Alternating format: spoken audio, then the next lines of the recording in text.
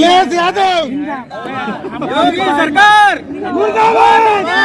इस सरकार ने कोई भी सरकारी कर्मचारी की नियुक्ति नहीं की है। और कोई भी अगर ये परीक्षा सपा सरकार में दलालों का अड्डा था, तहसील सपा सरकार दलालों का अड्डा।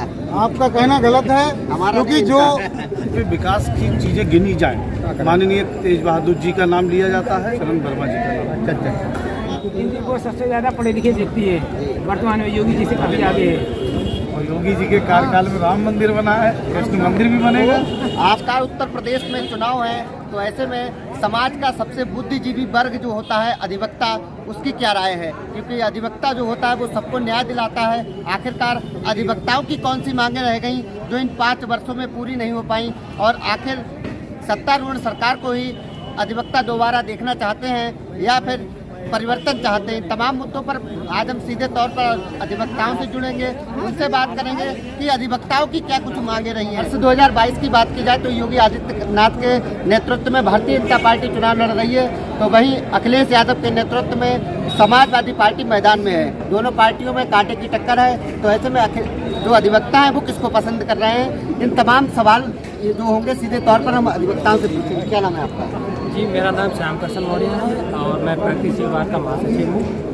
और सन 2022 में जो हमारा चुनाव है, मैं कहूँगा कि हमारी बीजेपी सरकार ने काफ़ी अच्छा काम किया है और आने वाले चुनाव में बीजेपी को ही आना चाहिए और मैं सपोर्ट करूँगा बीजेपी के लिए। अधिवक्ताओं की कौन सी मांगे रह गई जो पूरी नहीं हुई?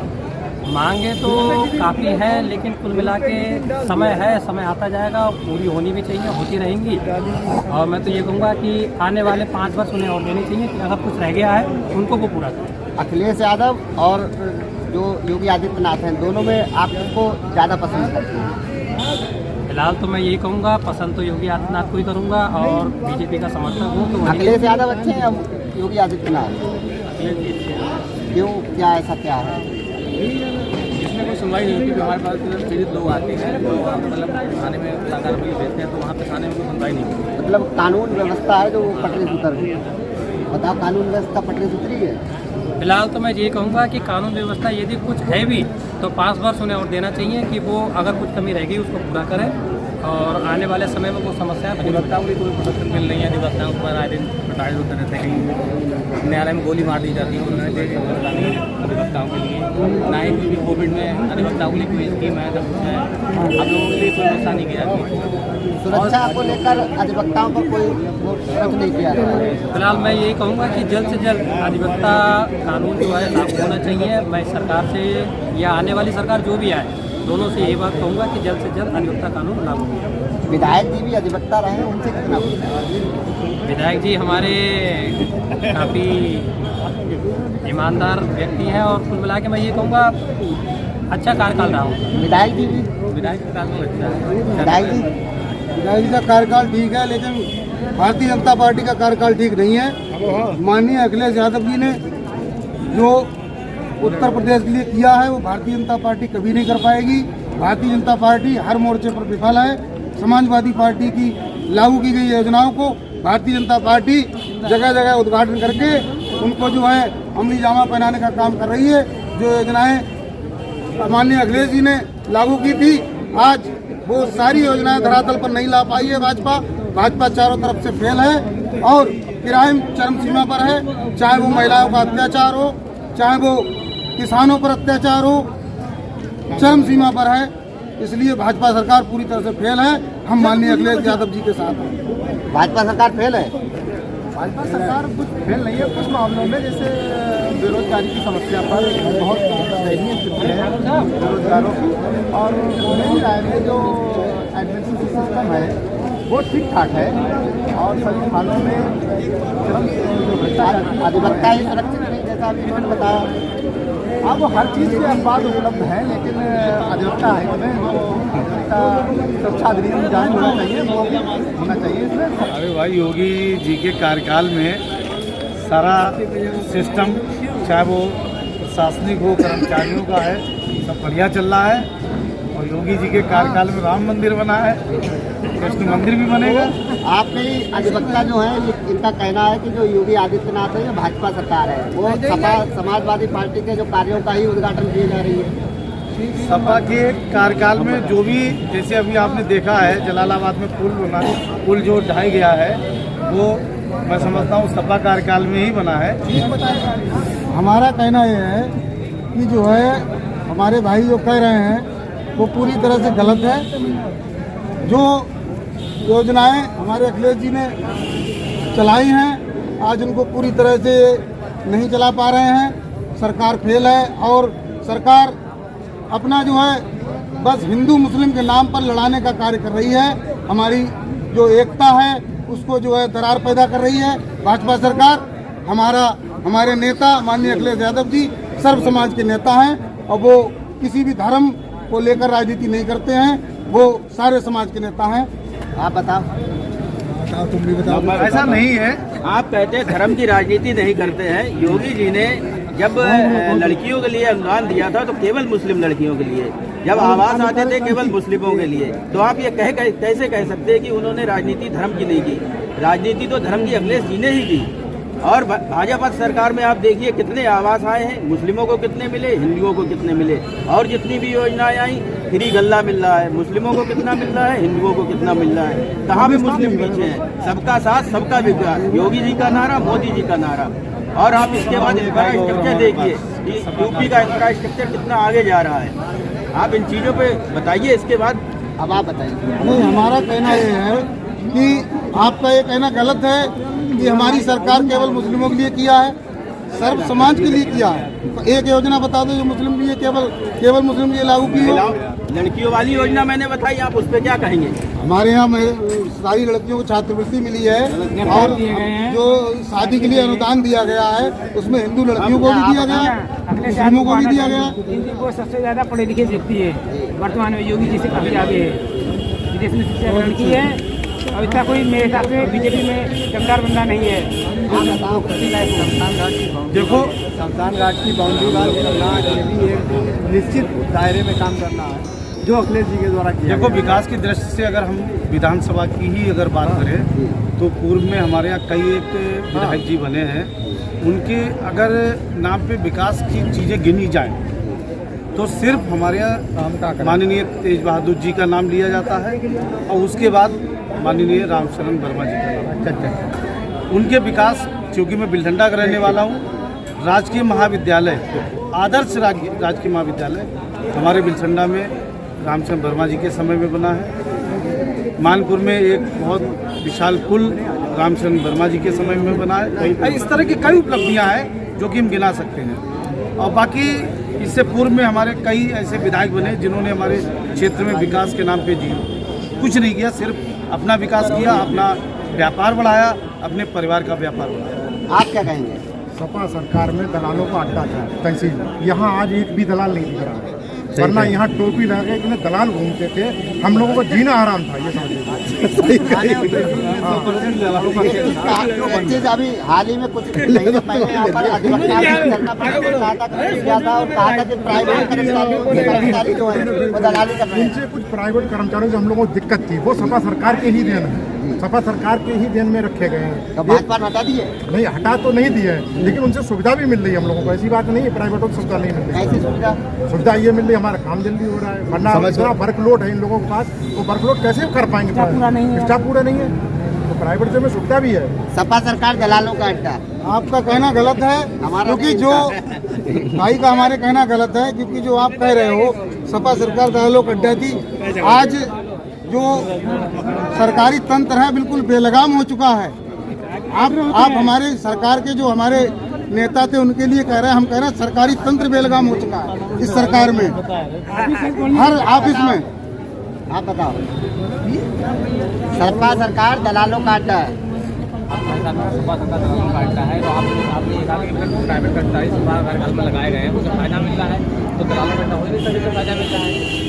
आप बताएं। सपा सरकार की देन है सारी, ये समझ लीजिए बात। बाउंड्री वाल बनवाना और तुष्टिकरण एक बराबर एक वर्ग विशेष के लिए करना और हर सामान्य वर्ग के लिए, ये बीजेपी सरकार हर जनमानस के लिए कर रही है।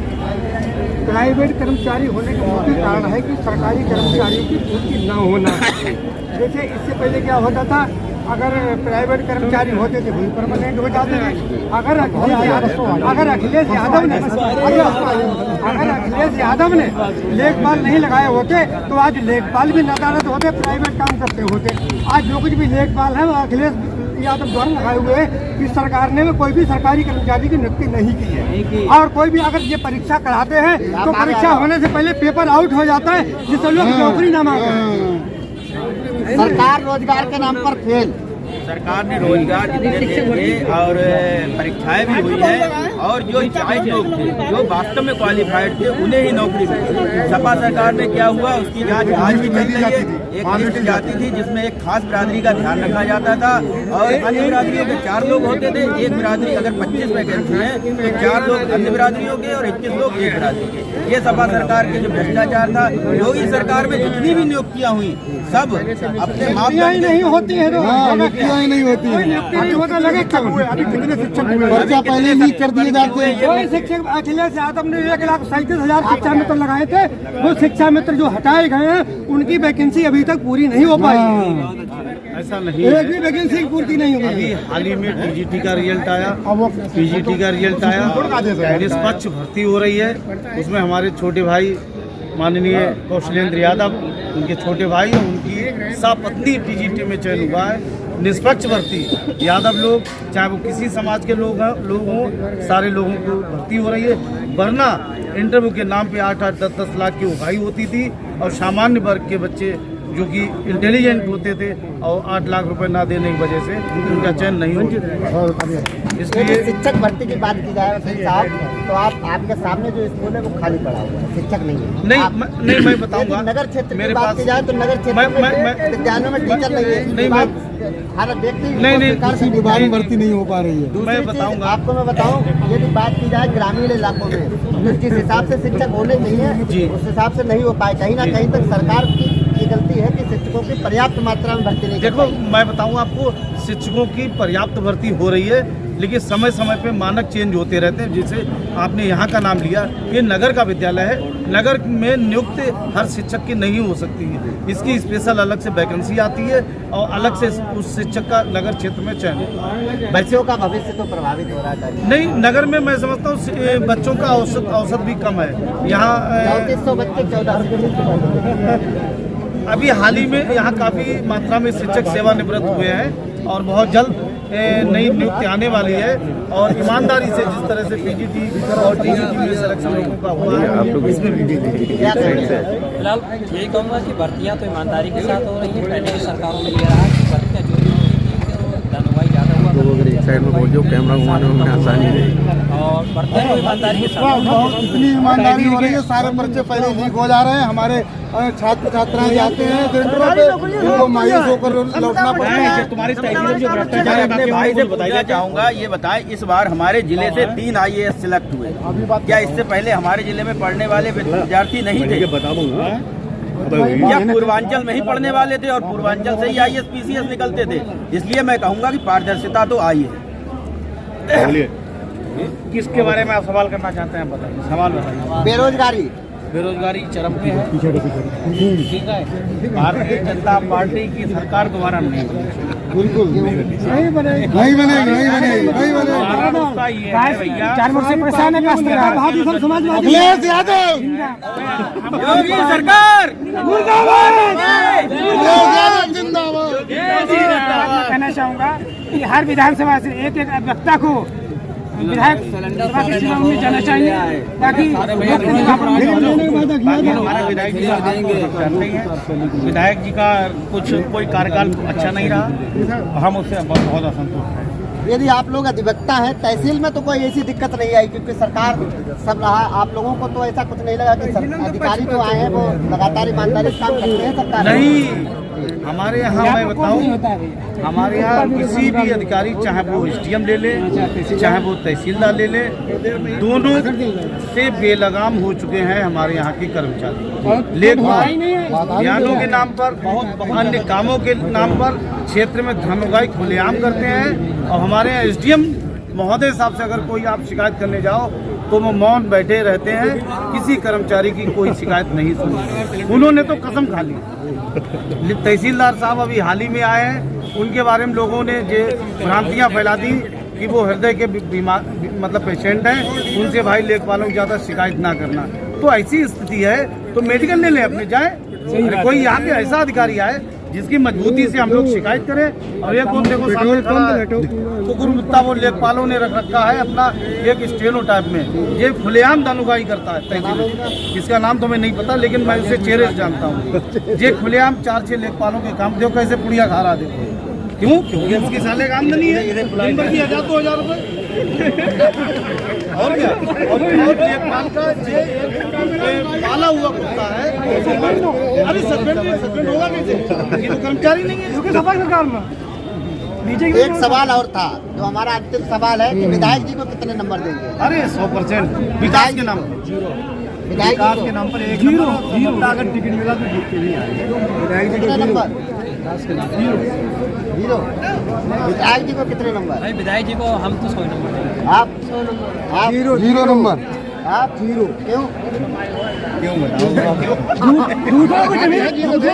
कब्जा कर रहे हैं।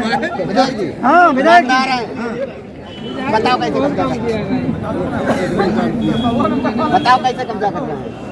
ये तो उन गरीबों से पूछो जो जिनकी जमीन छीनी गई है। आप बताओ। भैया 0 नंबर। हमारे वहाँ कोई विकास नहीं किया, कहाँ? और बमरोली बिलसंडा कोई विकास नहीं किया। और दूसरी चीज़ ये है कि जो अपने को बताते हुए वो जनप्रतिनिधि नहीं है, वो जनता के नौकर हैं। और हमारे उससे जो तनख्वाह लेते हैं हमारे जनता के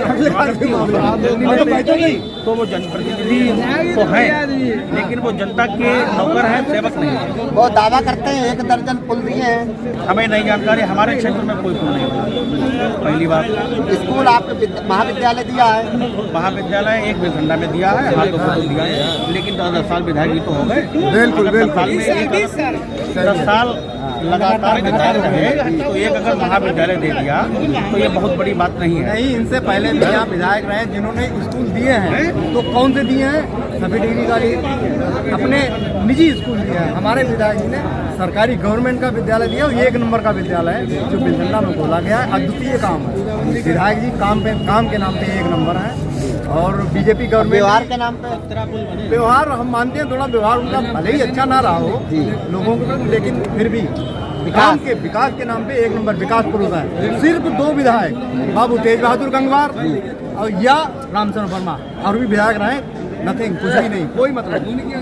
आप बताएं। अभी एडीएम साहब कुछ पूछना चाहते हैं? एडीएम साहब पूछ लो। एडीएम साहब रोजगार की यदि बात की जाए, रोजगार और महंगाई कोई मतदान चलता है, चरम पे है।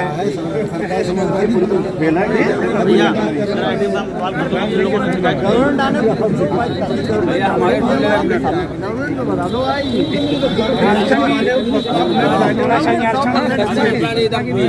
भैया सहमत नहीं है, लेकिन हम दूसरे बात बिल्कुल किस मुद्दे पर? क्या मुद्दा? कोई भी मुद्दा नहीं। बेरोजगारी?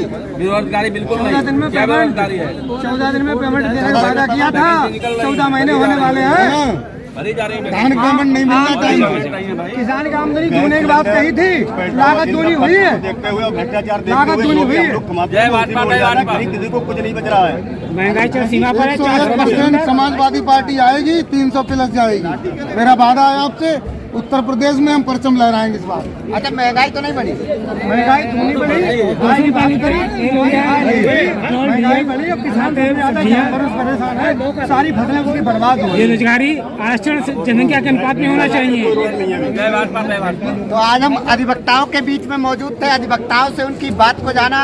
अधिवक्ता यहाँ समाजवादी पार्टी के साथ है और वहीं भारतीय जनता पार्टी को भी पुरजोर समर्थन कर रहा है। यदि बात की जाए, जैसा कि अभी सी वोटर लगातार जो आंकड़े निकाल रहा है, तो उसमें कहीं ना कहीं तक 40% जो जनता है वो सीधे तौर पर भारतीय जनता पार्टी के साथ है, और बात की जाए 34% जो जनता है वो समाजवादी पार्टी के साथ है। ऐसे में कहीं ना कहीं तक देखा जाए तो इस बार समाजवादी पार्टी और भारतीय जनता पार्टी में सीधी टक्कर अभी के दौर में दिखाई दे रही है। आगे क्या होगा ये चुनाव परिणाम बताते हैं। कैमरा सहयोगी प्रसूल रानू के साथ आशुतोष मिश्रा, यूपी अपडेट पीलीभीत।